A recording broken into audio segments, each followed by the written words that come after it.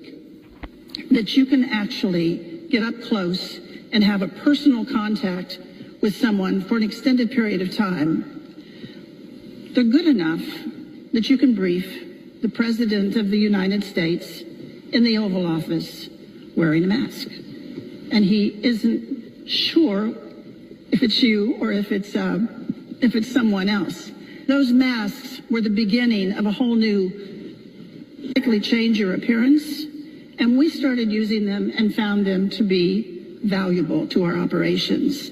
But that audience piece of it did not allow you to get close enough to one of those masks before the illusion fell apart and you saw it was a mask.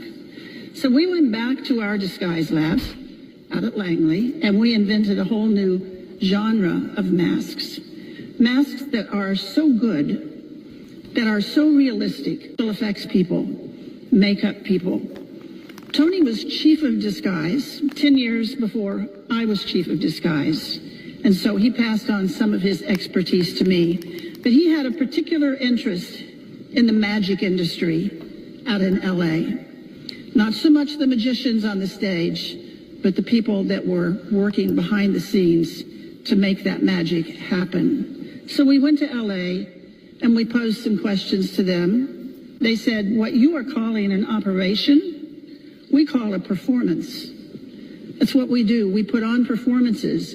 And before we start working on that performance, we have to define the stage that the performance is going to take place on. Then you have to know who your audience is. Who are you playing to? Who are you trying to fool? Once you assemble those two pieces, you can pretty much choose the time.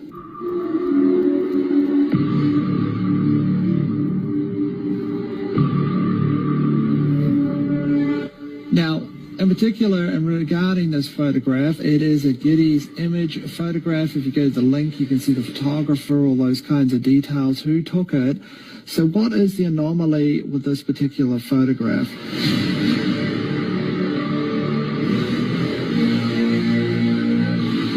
Come up with something that finally actually animated and worked to really fool a person, but we did.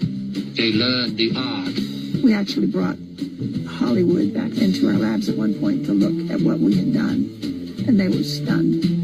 They're absolutely stunned. Congratulations. My husband was Tony Mendez, and he was played by Ben Affleck in the movie called Argo. Aliens and robots? Yes, sir.